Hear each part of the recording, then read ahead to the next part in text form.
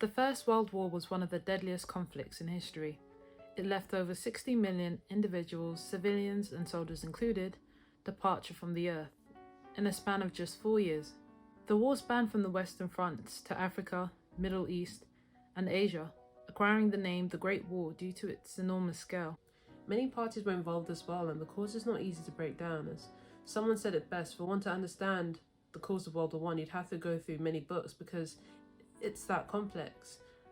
But I thought I'd give it a go and do a video about it.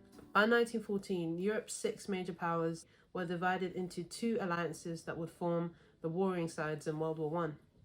Britain, France, and Russia formed the Triple Entente, while Germany, Austria-Hungary, and Italy joined in the Triple Alliance.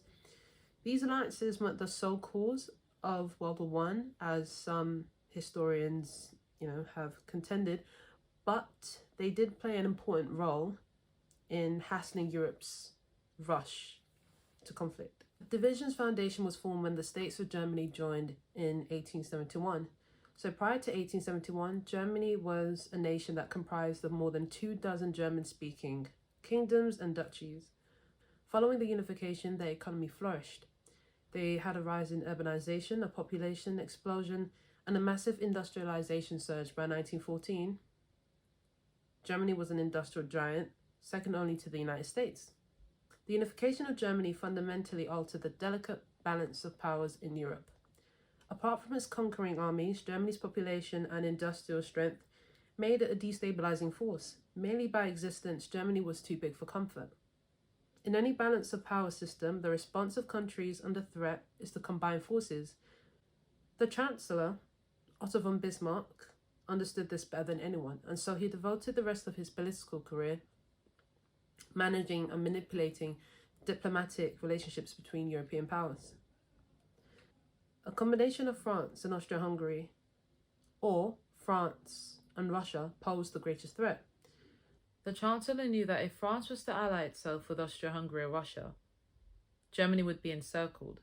So to avert such coalitions, Bismarck concluded the Three Emperors League with Austria-Hungary and Russia in 1873. This manoeuvring laid the foundation for the prominent alliance system that often foots the blame for World War I. The group disbanded for the first time in 1878 due to territorial issues in the Balkans. The Russo-Turkish War ended with the Russian Empire defeating the Ottoman Empire in 1878. The Treaty of San Stefano that followed gave Russia significant influence in the Balkans, a development that infuriated Austria-Hungary, Russia's main opponent in the region, despite being an ally of the Russians and the Germans in the League of Three Emperors. To resolve the issue, Bismarck convened an international conference, the Congress of Berlin, in 1878. The Treaty of Berlin that resulted from the conference reversed Russia's gains from the Treaty of San Stefano and compensated Austria by allowing the dual monarchy to occupy Bosnia. Despite Bismarck's attempts to play the role of an honest broker at the Congress of Berlin, Russo-German relations deteriorated following the conference. In response to possible Russian aggression, Germany and Austria-Hungary formed a defensive dual alliance in 1879. 2 years later, Italy lost in the competition with France to establish a colony in Tunis, now Tunisia. A year after, 1882, Italy joined Germany and Austria-Hungary to win diplomatic support, which led to the creation of the Triple Alliance. Russia felt cheated out of the victories it had achieved in the Russo-Turkish War by the Treaty of Berlin in 1878.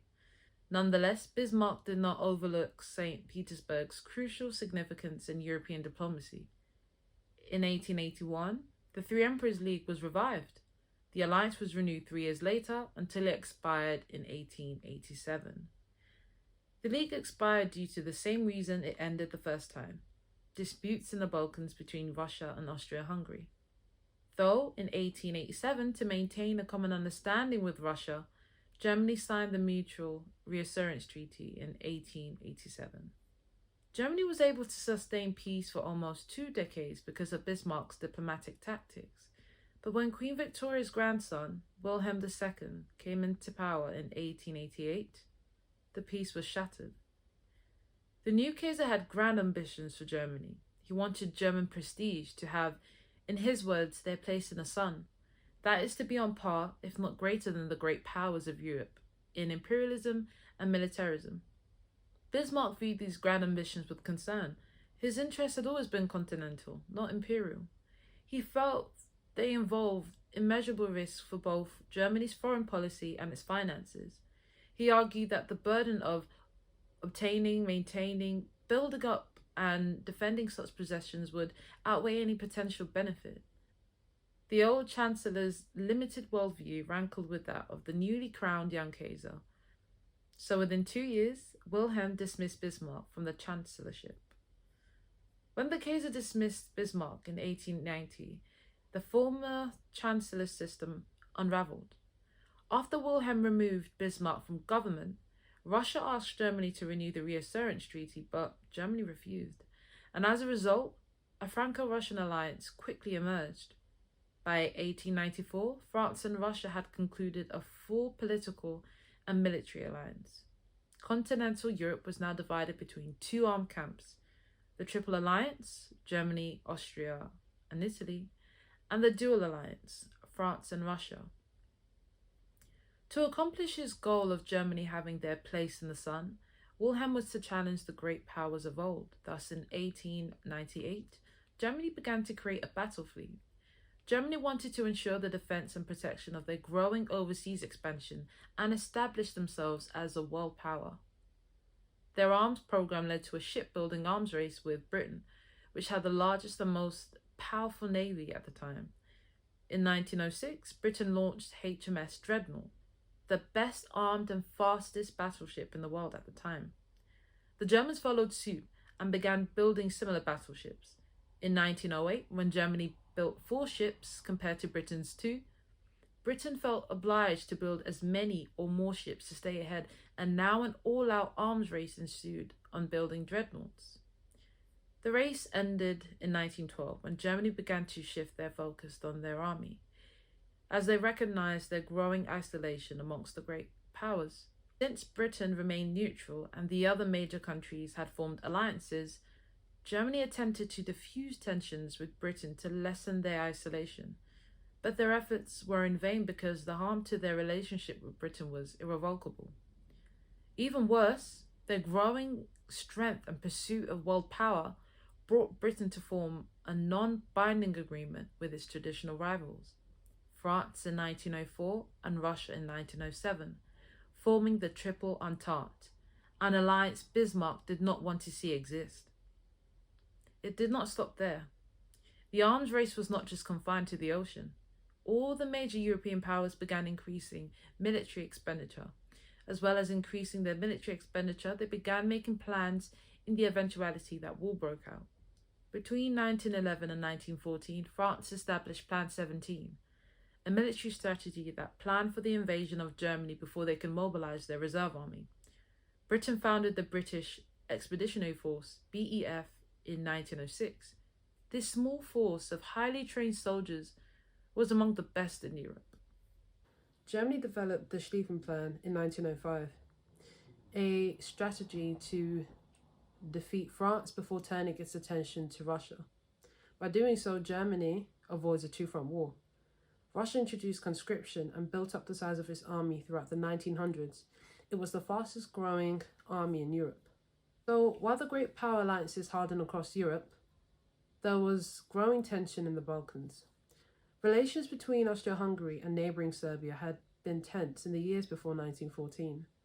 Austria had long seen Serbia as a threat to the stability of its multi-ethnic empire. The 1878 Congress of Berlin decided that Bosnia and Herzegovina, while remaining notionally under Turkish control, the province would be occupied and ruled by Austria-Hungary. Prompted by the revolution of the Young Turks in 1908, that is the Turkish reform group's rebellion against the Ottoman Sultan's authoritarianism and reinstation of the Ottoman constitution, however, Austria resolved to annex Bosnia and Herzegovina before the new Turkish regime could regain control over the provinces. Serbia was outraged by the annexation, for they coveted the provinces for their own Serbian empire. The annexation and Serbian ambitions to unify Southeast Europe's Slavic people further strained relations in this volatile part of Europe. So in 1912, several Balkan nations, Serbia, Bulgaria, Greece, and Montenegro, signed a series of military alliances. This led to the formation of the Balkan League. The League has been established at the behest of Russia to reduce Austrian influence in the Balkans and force Turkey from the region. I think the latter is the main reason why it was formed, but anyway. In October 1912, the League declared war on the Ottomans, and despite the looseness of their alliance, they were victorious.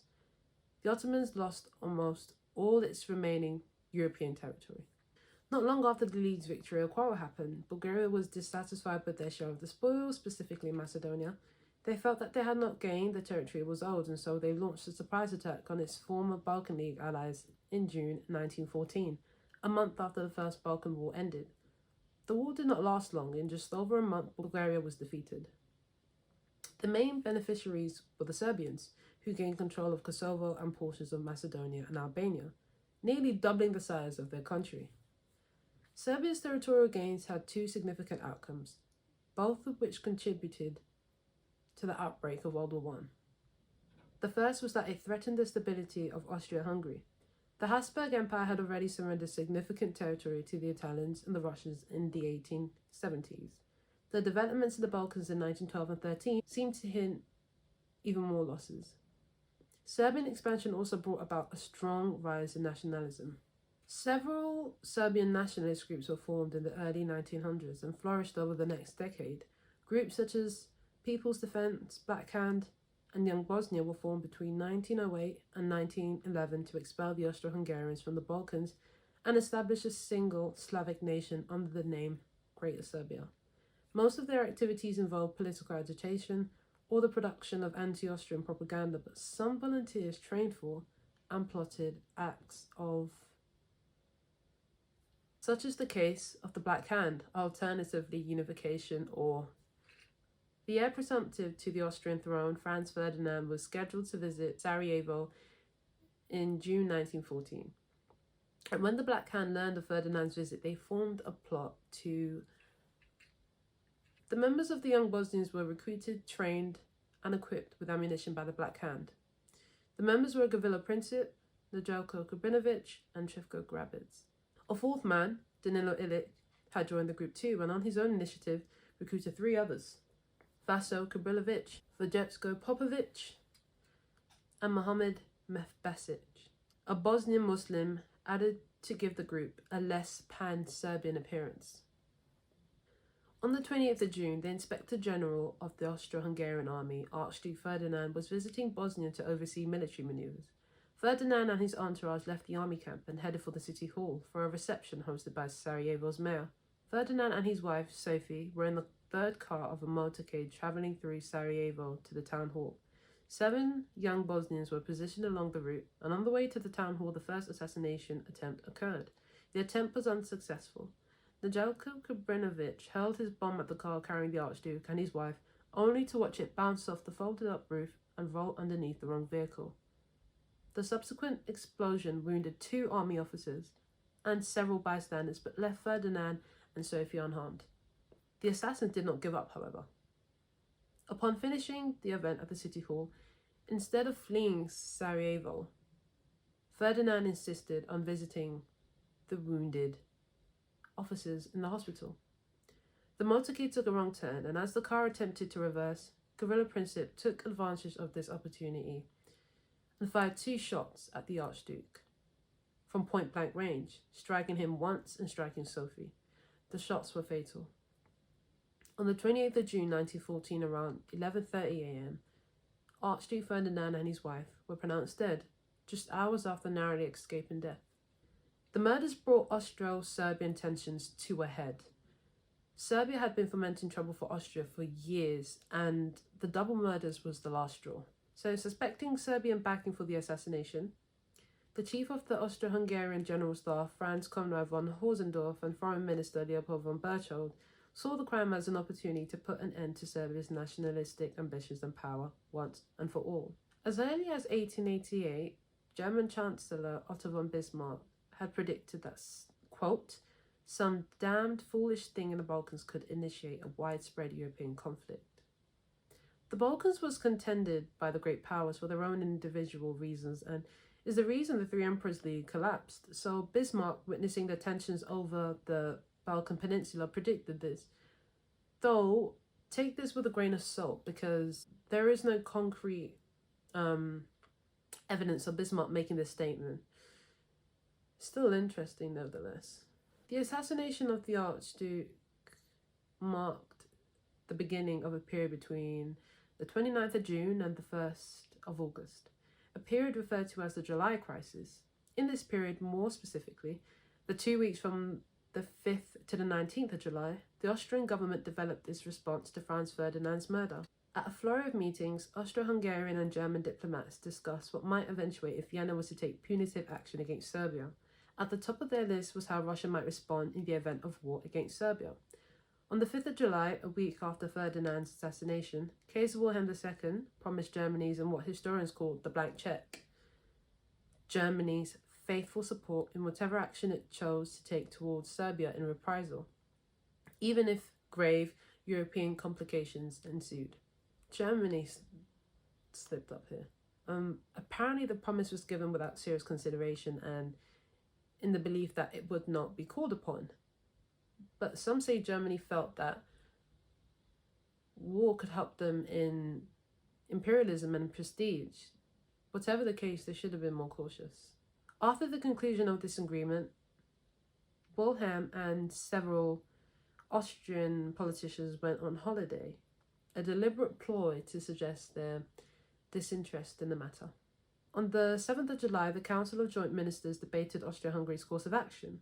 The most hawkish on the council considered a surprise attack on Serbia, though politician István Kautisa persuaded the council that demands should be placed on Serbia before mobilisation to provide a proper juridical basis for a declaration of war.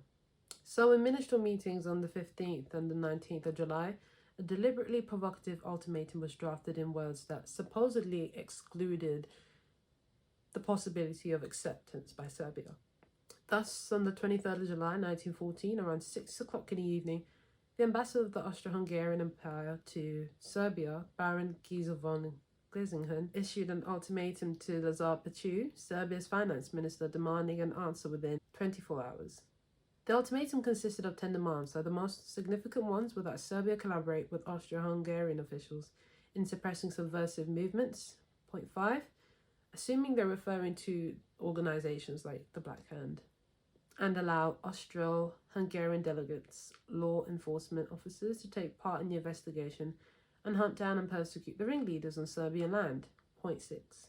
I thought I'd mention that Austrian investigators couldn't find much evidence on the Serbian government abetting the murders.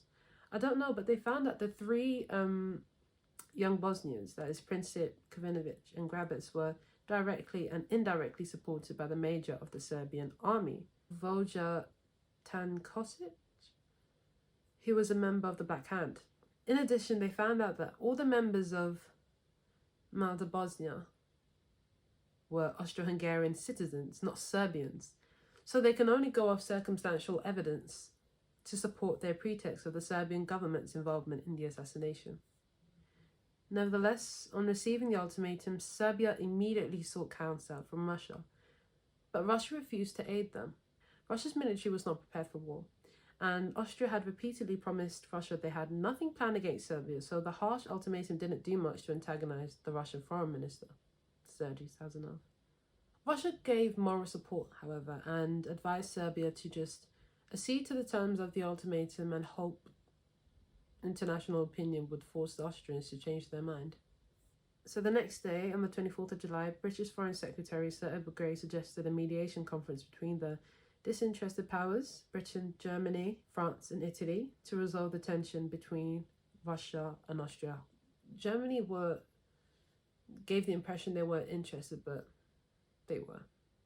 If Austria marched into Serbian land, Russia, due to, as Grey put it, Russian Slav opinion, would be inclined to come to Serbia's aid, and that'd be catastrophic, as allies from each side would support one another, causing an all-out war.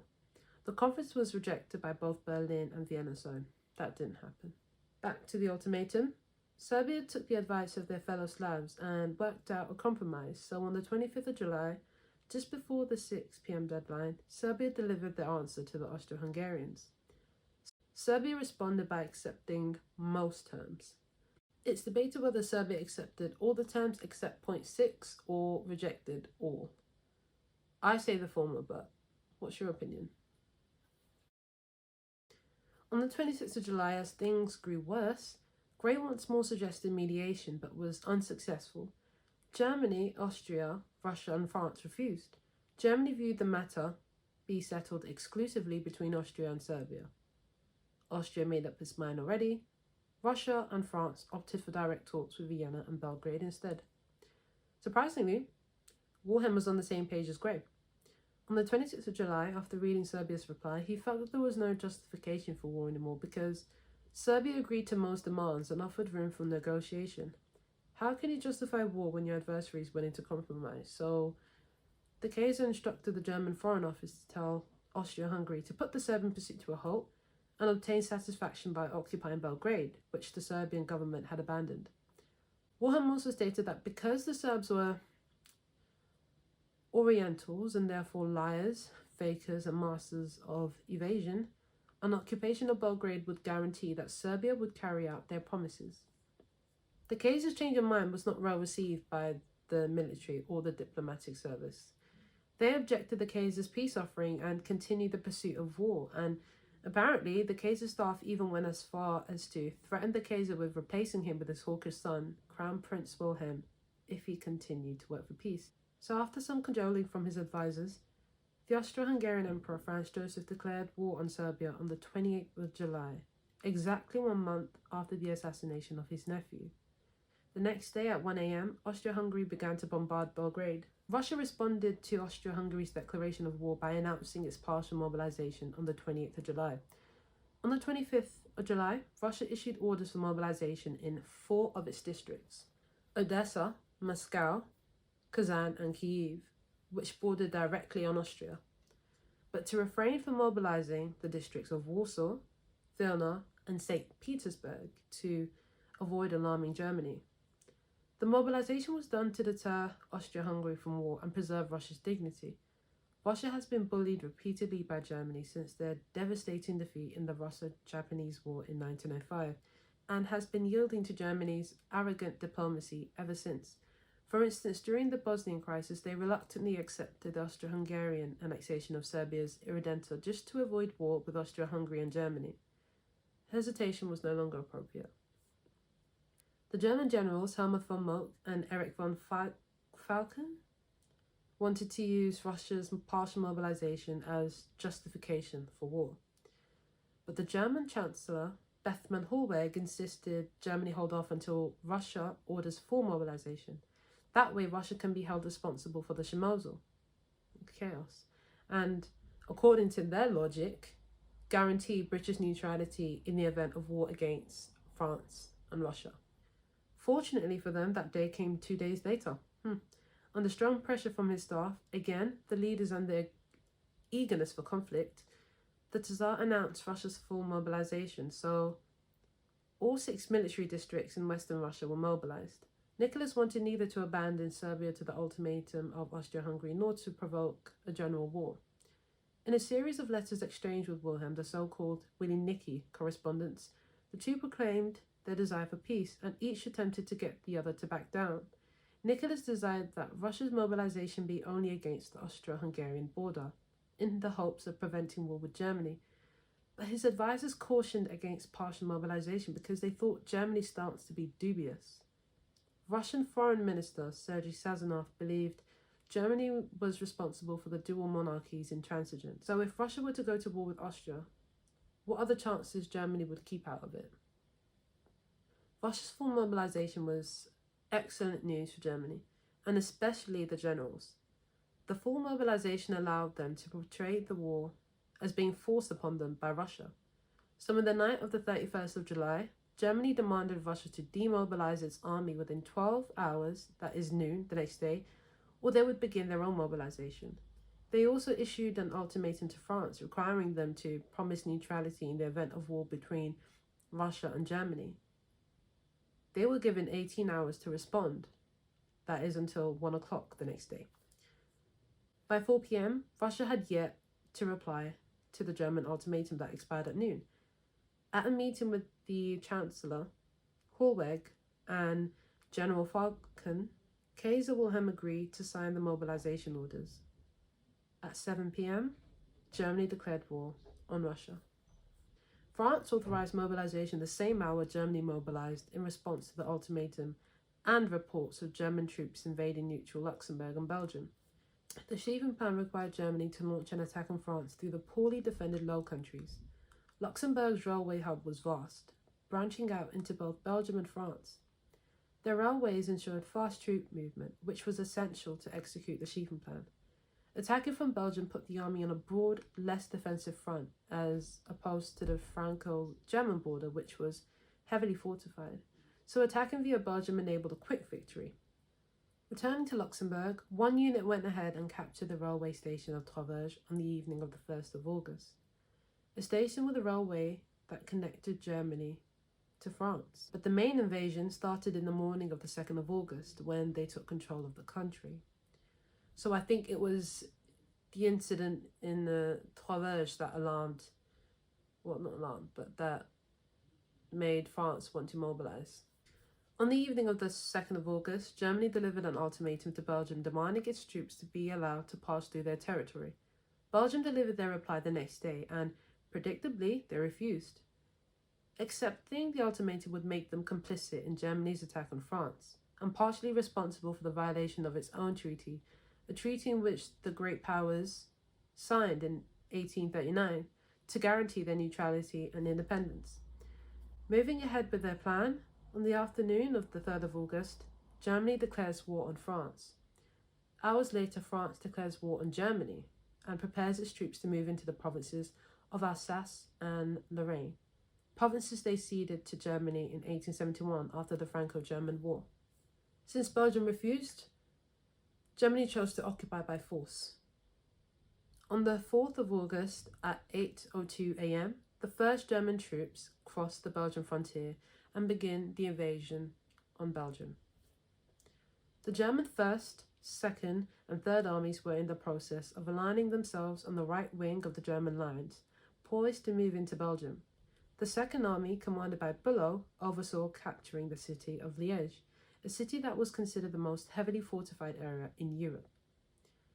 This was the first main obstacle the Germans had to deal with, and so defeating the 12 forts accelerated their advance across Belgium into France.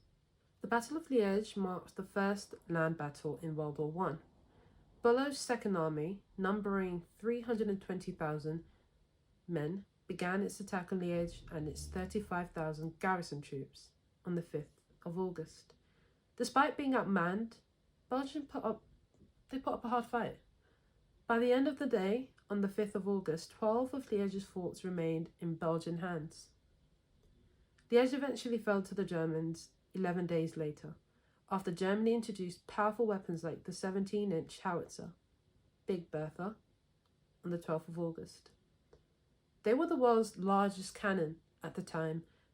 Forts once thought impregnable succumbed to the howitzer's shells.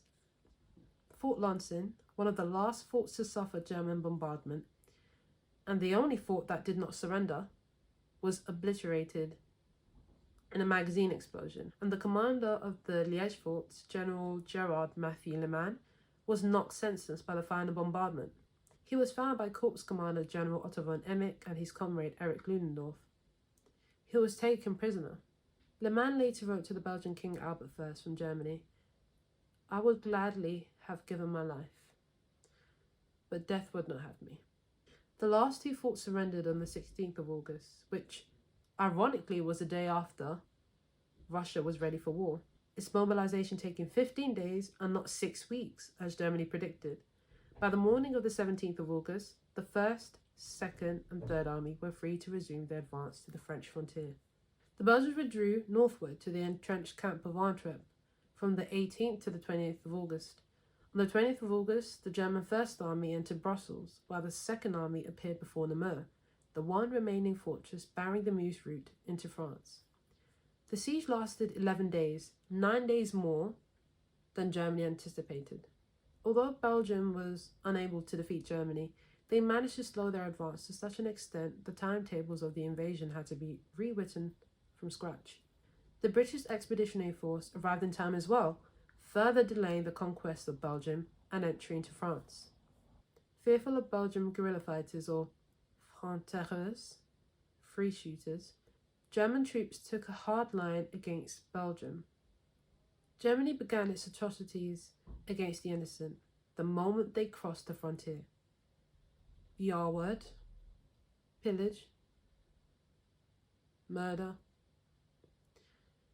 In total, German troops killed over 5,000 civilians in Belgium, earning Germany the utmost contempt from the Belgians and foreign observers.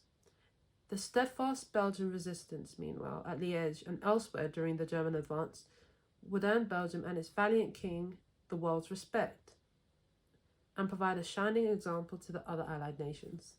On the 3rd of August, hours before Germany declared war on France, Sir Edward Grey convinced the divided British government and nation to give their full support to Britain's entry into war if Germany violated Belgian neutrality.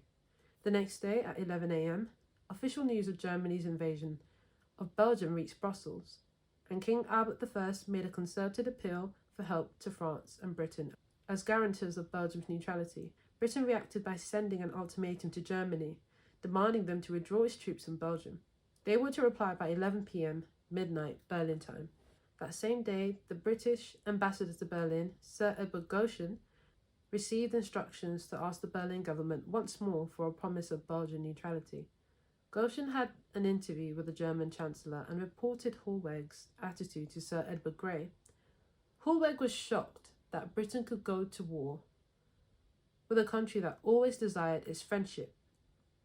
Hollweg went as far as to dismiss the Treaty of London as a scrap of paper, though being a paraphrased statement taken out of context.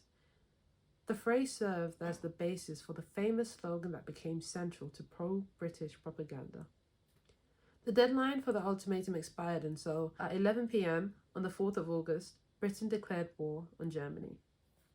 Britain's involvement into the war was partly a response to broader concerns about its security and place in the globe, as well as the balance of power in Europe. However, by breaking Belgium's neutrality, Germany cast itself as the aggressive aggressor and made British participation to a moral matter pertaining to the rights of small nations. The German Chief of Staff, Helmut von Moltke, and his French counterpart, Joseph Joffre, foresaw a long conflict. However, they didn't modify their war strategy to prepare for that eventuality. One man, on the other hand, did, Horatio Kitchener, Britain's new war secretary.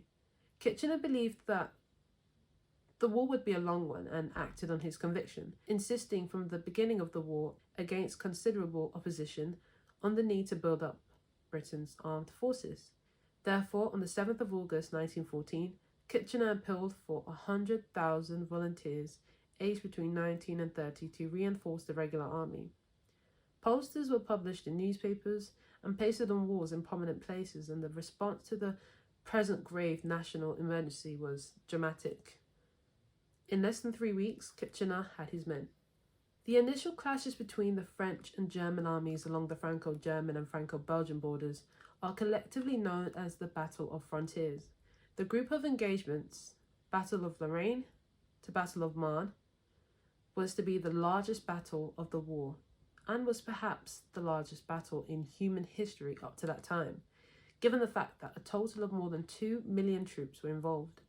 The battles that made up this conflict were the Battle of Lorraine, Ardennes, Charleroi, Mons, and Marne. It would take a whole day to go through each battle, so I thought I'd summarize them. The French deployed 5 armies on the frontier.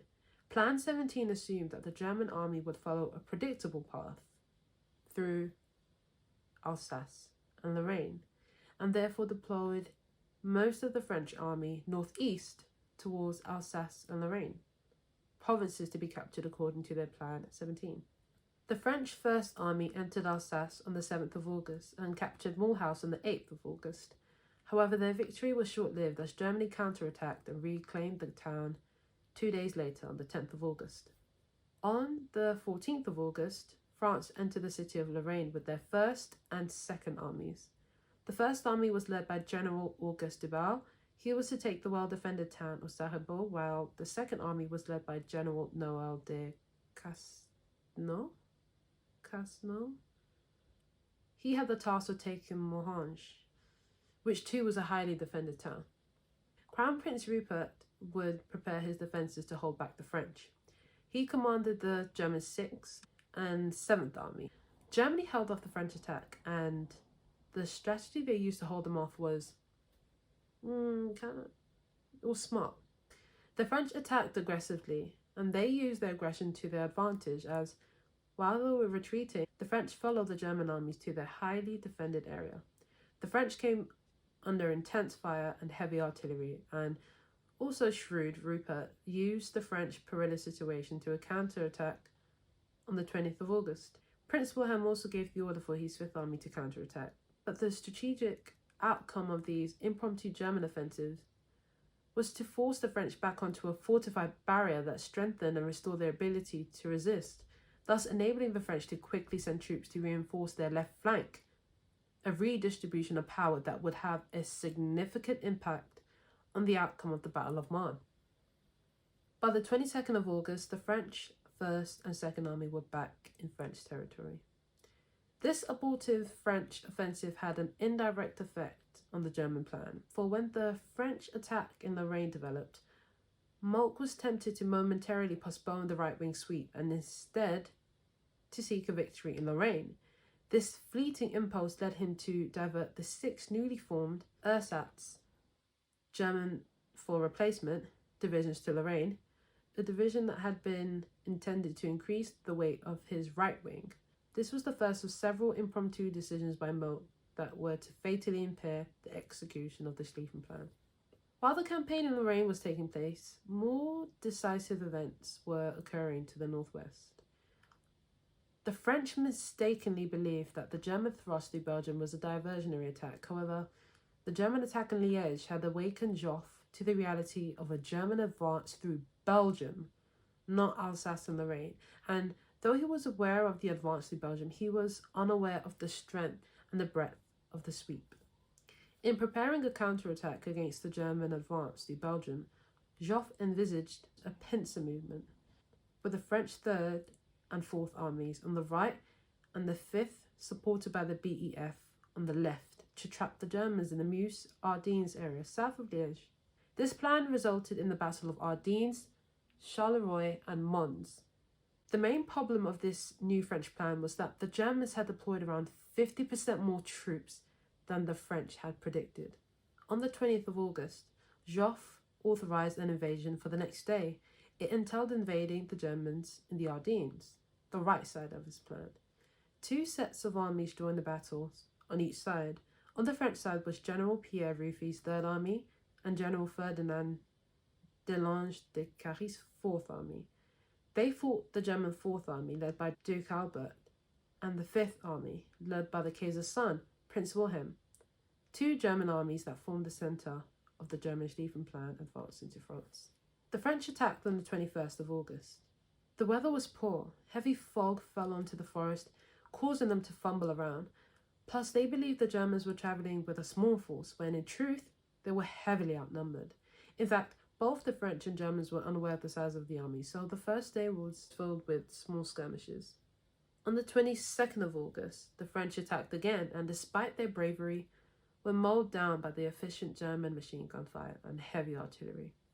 Aside from their efficient artillery, the Germans were successful because they took up excellent positions for defence, and their uniforms blended in with the fog, as opposed to the French, who had bright uniforms, making them highly visible.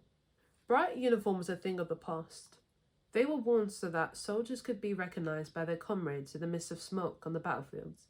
However, the development of smokeless rifles and long-range machine guns rendered them obsolete.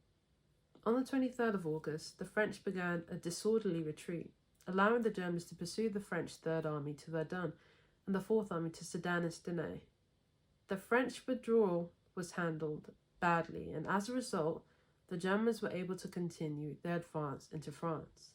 On to the left, the Battle of Charleroi took place on the 21st of August. It was fought between the French Fifth Army under Charles Mauressac and the Germans' second, Karl von Bülow's army, and third, Max von Horsen's army. After the Germans captured Liège and marched into the Belgian capital, units of Karl von Bülow's second army were nearing the Meuse on the 20th of August. Langezac positioned his army south of the River Somme, extending from the Belgian city of the Meuse, ending just past the town of Charleroi, and on the 21st of August, Joffre ordered Langezac to attack the Germans. Before Langezac could act on the morning of the 21st of August, Bülow's army launched the Battle of Charleroi with assaults across the Somme. The Germans attacked again on the 22nd of August, and by the next day, the centre of the French lines at Charleroi suffered heavy losses and began to fall back.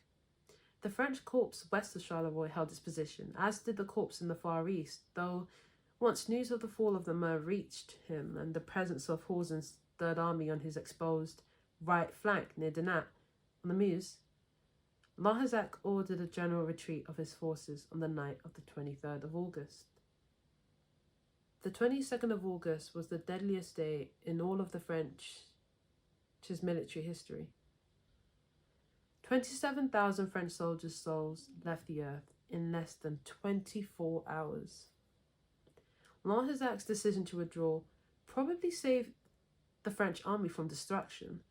The retreat enabled France to hold their north, but majority of the French public and Joffre saw Langezac's action as lacking offensive spirit. The Battle of Mons signified the first engagement between British and German forces on the Western Front and began on the 23rd of August. The British reached Mons on the 22nd of August, and Langezac asked the commander of the British Expeditionary Force, Sir John French, to hold his position along the Mons Canal for 24 hours, as per Joffre's left-wing offensive, to prevent the German First Army from threatening the French left flank. So French's 4 divisions established defensive positions at the nearby Mons Canal. Von Kluck launched a frontal attack on the British on the 23rd of August. The British were heavily outnumbered. They had between 80,000 troops, whereas Germany had 160,000, literally double. Despite such odds, however, the British exacted heavy losses. They maintained such a high rate of fire with their Lee-Enfield rifles, so much so that the attackers believed they were facing machine guns. As von Kluck's men arrived in greater numbers, the attacks intensified. Due to heavy pressure on his front, French ordered his men to fall back the same day. On the 24th of August, upon hearing of the French's Fifth Army's continuous retreat, the British began to fall back in conformity with their allies, from the Belgian frontier towards the Marne. This event is referred to as the Great Retreat. The decision came at a timely moment, since the remaining units of von Kluck's army were continuing their westward advance to envelop the British left flank. Germany won the fight strategically, since the British position at Mons hindered, but did not halt, the German army's push into France. Before I get to the Battle of Marne, I thought I'd redirect to the east. The Battle of Tannenberg was one of the earliest battles of World War I between German and Russian forces. The German General Staff expected Russia to mobilize in several weeks, for their empire was large, and thus committed 7 of its 8 armies to the west, leaving General Maximilian von Pyrrhot's 8th Army to defend the Russian border. In the middle of August 1914, much sooner than anticipated, however, Russia sent 2 armies into East Prussia. When the Germans learned that the Russians were invading East Prussia with 2 armies, one in the north and another in the south, they ordered Pyrrhot to attack the northern Russian First Army on the 20th of August. This conflict is referred to as the Battle of Gumbinnen. Both sides suffered heavy losses, and Pyrrhot, unnerved by General Alexander Samsonov's Second Army's appearance in the south, decided to retreat. Stunned by this, the chief of the German General Staff, Moltke, discharged the 8th Army commander and replaced him with aggressive leaders. General Paul von Hindenburg, a retired general of great stature, and Erich Ludendorff, who had just led the German capture of the Belgian fortress of Liège. The Russian army was enormous, outnumbering the Germans 4-1. However, the effectiveness of their army counteracts their figures. The army was ill-equipped, poorly trained, and incompetently led. In addition, the General Staff headquarters resembled more of a gentleman's club than and military headquarters. After dinner, they had plenty of time for cigars. Most of the generals had plenty of time to write voluminous memoirs, and they had an outdated notion of military strategy. They believed the bravery of the Russian soldier would be enough to see Russia through. Bravery was no substitute to modern weapons, though. In the first days, artillery shells had to be rationed. Some historians suggest 1/3 of the soldiers were not issued rifles. The Russians' plan was for Samsonov's army to join Paul von Rennenkampf's men and pin the German 8th Army, who was between them. However, Rennenkampf decided to pause for a few days, leaving Samsonov's army exposed. The Germans decided to take all their soldiers and attack the Russian Second Army. This left them exposed to an attack from the north, but the Germans struck gold when they intercepted an uncoded Russian message indicating that Rennenkampf was in no hurry to advance. The move was also helped by the lack of communication between the two Russian commanders, who disliked each other. Thus, on the 26th of August, German troops took Samsonov's army by surprise and enveloped them. After 3 days of battering by German artillery, Samsonov's troops began their retreat. More German forces cut off their path, and a massive slaughter ensued. Samsonov was in command of 150,000 men in the Russian Second Army, and less than 10,000 made it back to Russia. An estimated 50,000 Russian troops were killed in panic fighting, and 92,000 more were taken by Germany as prisoners of war. In the early hours of the 30th of August, confronting the reality of his army's collapse, Samsonov went into the forest, away from his staff, and took his life. After defeating the Second Army, the Germans turned to the Russian First Army and were able to drive them from German lands. Although the Russian army was not completely defeated, they never entered German lands again in World War I. The Russian First and Second Armies effectively ceased to exist after these two battles, says J. Lochner, a military historian at Temple University. It was a devastating defeat. The Russians faced off against the Germans with superior numbers and got nothing. Worse than nothing. It just tells you that it's not about numbers, but strategy. This is an interesting fact. Though Ludendorff and Hindenburg were considered heroes by the German press, it was Colonel Max Hoffmann who proposed the battle plan. Although the battle took place near Allenstein, Hindenburg named it after Tannenberg to avenge the Teutonic Knights' German religious order defeat at the First Battle of Tannenberg 500 years earlier. So returning to the Western Front, the Battle of Marne was fought between Germany and the allies of France and Britain. After invading neutral Belgium and advancing into northeastern France, despite delays, by the end of August, German forces were nearing Paris. Kluck's First Army crossed the Somme River, the last natural line of defence before the capital. With its army in retreat, the French needed a miracle to save Paris from enemy occupation, and they received it on the 3rd of September. French reconnaissance pilots spotted Kluck's First Army, which had been pointed at Paris, suddenly switched to the southeast in an attempt to encircle the French army. Von Kluck was ordered to support the Second Army to protect it from attacks from Paris, but he chose to pursue the retreating French Fifth Army across the River Marne east of Paris. By doing so, Kluck exposed his right flank to the French and British forces along the River Marne. The French seized the opportunity and began making plans for a counter-offensive, ending the retreat at the River Marne. Winning this battle was a huge deal for France, and the French made sure they did not lose. Weakness was not tolerated. The soldiers were afraid. They were aware that court-martials waited for those who wavered. If they retreat, they'll be executed by their own. If they advance, they will be killed by the enemy. On the 6th of September, the newly formed French Sixth Army, led by General Michael Monnery, attacked the right flank of Germany's First Army from the west. Under attack, Kluck swung even further west, away from the German Second Army, to confront the French attackers. This created a 13-mile gap between the German First and Second Armies. which the French Fifth, now led by General Louis Franchet Desesperes, and British forces pushed up into.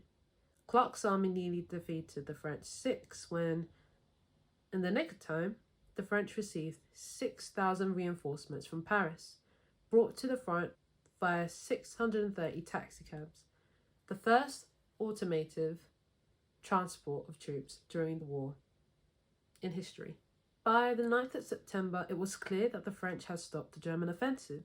After learning that the First and Second Armies were in danger of being surrounded, the German general Helmuth von Moltke experienced a nervous breakdown. Hoping to close this hazardous gap between their armies, the Germans started to withdraw. The battle had officially ended on the 12th of September. The German armies were all relocated to the banks of the River Aisne, where they began regrouping. Moltke, shortly before he was replaced by Erich von Falken, gave one of the most important orders of the war. The lines so reached will be fortified and defended. On the 15th of September, the German First and Second Armies began digging trenches. It was this moment that stalemate was born.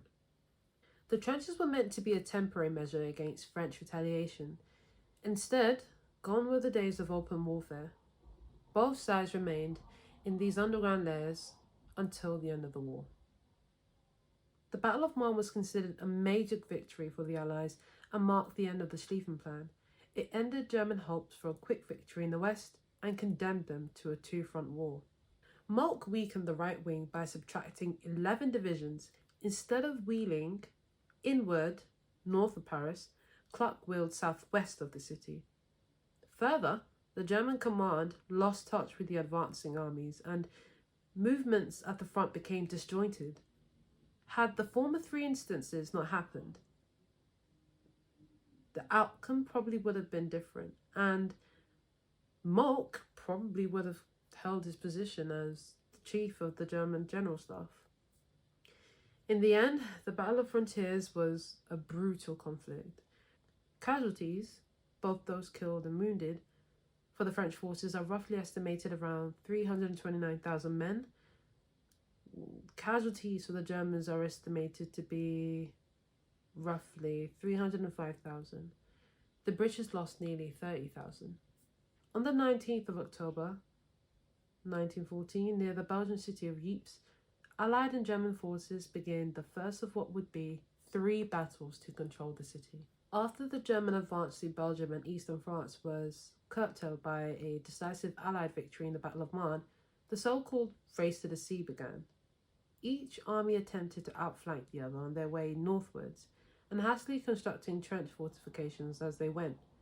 The race ended in mid-October at Ypres, the ancient Flemish city with its fortifications guarding the ports of the English Channel and access to the North Sea and beyond.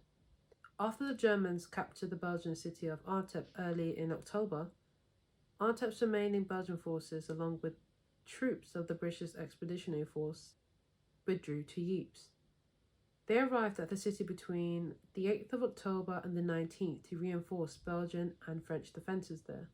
Meanwhile, the Germans prepared to launch the first phase of an offensive aimed at breaking the Allied lines and capturing Ypres and other channel ports, thus controlling the outlets to the North Sea. On the 19th of October, a period of fierce combat began, as the Germans opened their offensive and the Allies steadfastly resisted, while seeking their own chances to go on the attack wherever possible.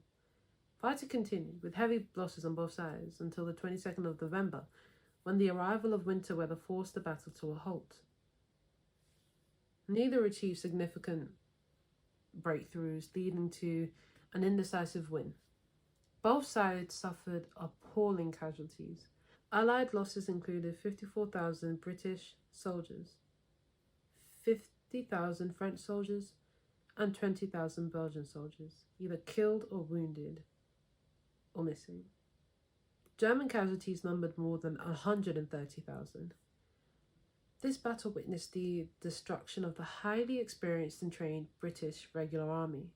Having suffered enormous losses for its small size, the British Expeditionary Force disappeared, to be replaced by fresh reserves which eventually turned into a mass conscripted army to match its allies and enemies. Nevertheless, Ypres remained in Entente hands, and the battle was celebrated as a victory in Britain. The Battle of Ypres completed the entrenchments of the race to the sea and inaugurated the static Western Front. The War of Movement became a war of position.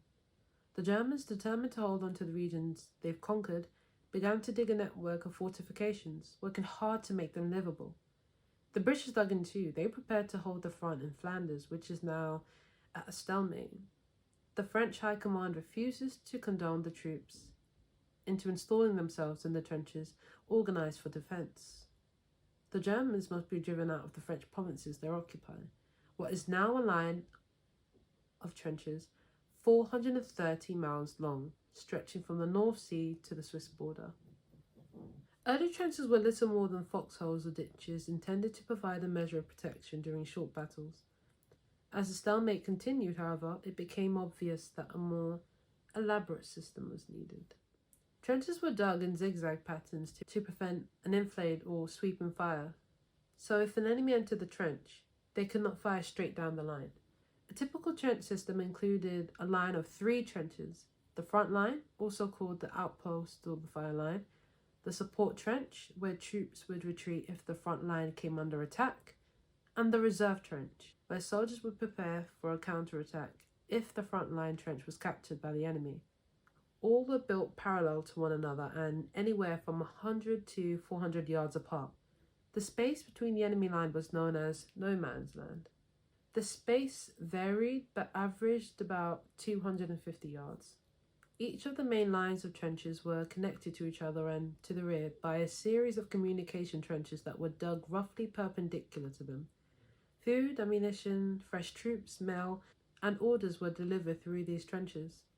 Some trenches contained dugouts below the level of the trench floor, often as deep as 20 or 30 feet.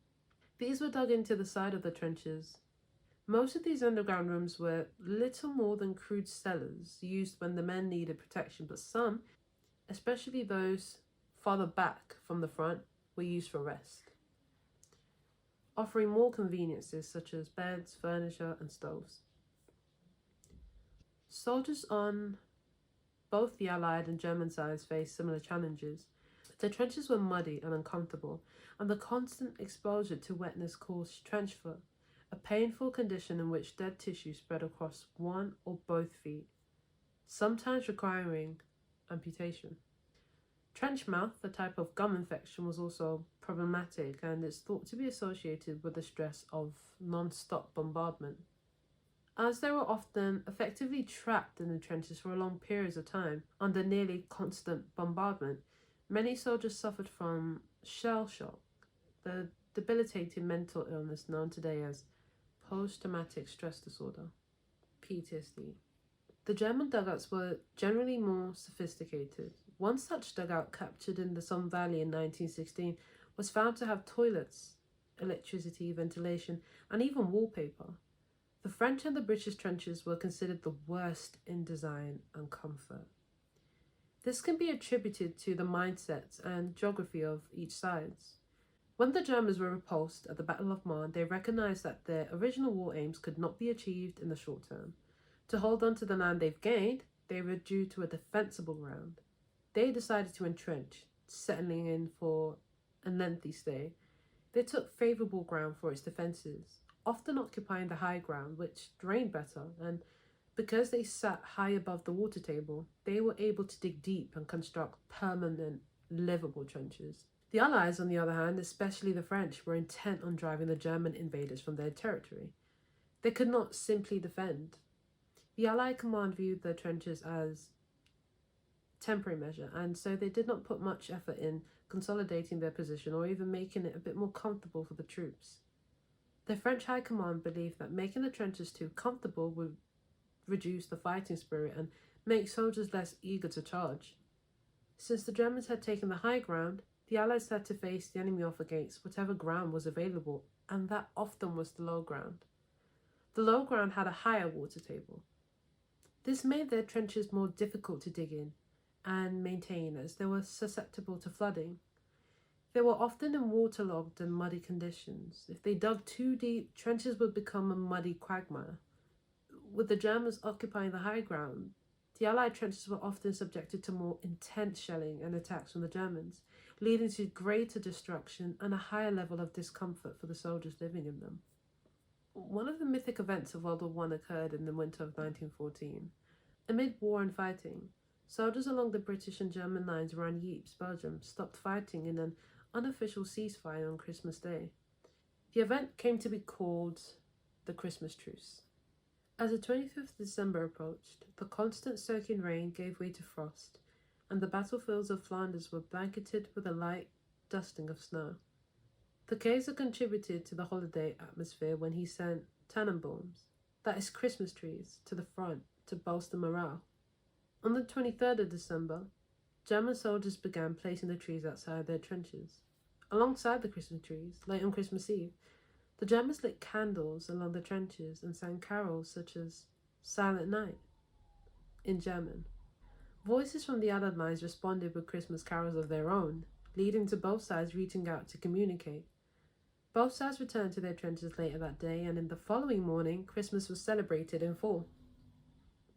Men visited across the lines and exchanged gifts such as food, tobacco. They offered services too.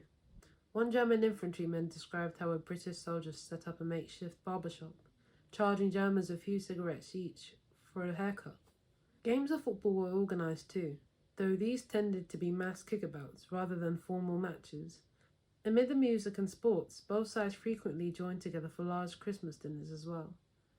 Some lower-ranking British officers had begun ordering their men to not fire unless fired upon. This policy came to be known as live and let live, and it would be adopted on an ad hoc basis throughout the war, particularly in less active sectors. While the lower ranks were celebrating in the trenches, the high commands were both livid and concerned. The truce hadn't been sanctioned by the commanders on either side. General Sir John French of the BEF issued stern orders against fraternizing with the enemy. They even suggested the Germans were planning an attack and they hoped that they would continue to fight. As for the Germans, whose army possessed a long history of intense discipline, the truce was a cause for worry, and most stories of the truce were suppressed back in Germany. This sentiment was shared among the units who observed the ceasefire as well. A German soldier berated the men who joined the British in no man's land, saying, "Such a thing should not happen in wartime. Have you no German sense of honour left?" That 25-year-old was Adolf Hitler. Though a hard line was taken officially, many generals took a relaxed approach, seeing the truce as an opportunity to improve and resupply their trenches, as well as scout out the enemy's position. The truce took hold in some areas manned by the French and Belgians, though it was not as widespread, as these nations viewed the Germans as invaders. Nor was there an equivalent truce on the Eastern Front, as Russia was still operating under the Julian calendar, so the Russian Orthodox Christmas would not be observed until early January. Fighting continued elsewhere as well, and unfortunately, casualties did occur on Christmas Day. 23-year-old Private Percy Huggins from the Hertfordshire Regiment, D's Company, was on sentry duty at a forward listening post just 20 yards from the enemy when he was killed with a single bullet to his head. The shooting enraged his platoon, Sergeant Tom Gregory, who demanded he take his place and immediately set about scanning the forest-covered ground before taking the sniper out with a shot. Then, as the experienced soldier continued scouring enemy lines, he spotted another sniper, but the German marksman had seen 36-year-old Sergeant Gregory first, and in a split-section action, shot him dead. A truce of this scale was never seen again. I decided to conclude 1914 by sharing a British rifleman's recount of the historic moment. A German soldier told him, "Today we have peace. Tomorrow, you fight for your country. I fight for mine. Good luck."